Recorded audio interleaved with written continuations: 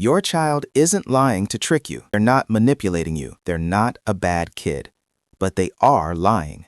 And understanding why might change everything about how you respond. Here's what most parents don't realize. The first time your child successfully lies to you is actually a developmental milestone. I know that sounds strange, but lying requires a sophisticated mental skill called theory of mind, the ability to understand that another person doesn't know what you know. Most children develop this between ages 3 and 5. So when your toddler looks you in the eye and says they didn't eat the cookie with chocolate still on their face, their brain just did something genuinely impressive. But knowing they can lie doesn't tell us why they do lie, and that's where most parents get it wrong. We assume lying means our child is sneaky or manipulative or doesn't respect us. But in almost every case, the real reason is much simpler and much more painful to hear. They lied because they were scared. Scared of your reaction. Scared of disappointing you. Scared of losing your approval even for 5 minutes. Think about that.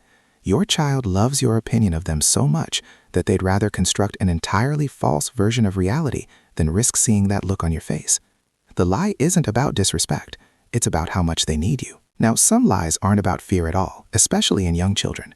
Between ages 3 and 7, kids live in a world where imagination and reality genuinely blur. When your 5-year-old tells you they have a pet dragon or that they almost flew to school today, they're not deceiving you. They're storytelling. Their brain hasn't fully learned to separate what they wish were true from what is true.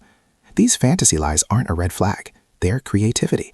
Encourage them, don't punish them. Then around ages 8 to 12, something shifts. Kids discover a new kind of lie, the social lie. Everyone else is allowed to. No one does homework on weekends. My teacher said it was fine. This isn't manipulation, it's social survival. At this age, fitting in with peers becomes one of the most powerful forces in their life. They're not trying to deceive you. They're trying to navigate 2 worlds, yours and theirs, and sometimes those worlds have very different rules. Here's the part most parenting books skip. How you respond to a lie shapes whether your child lies more or less in the future. If every lie is met with anger, shame, or punishment, your child doesn't learn to be more honest. They learn to be a better liar.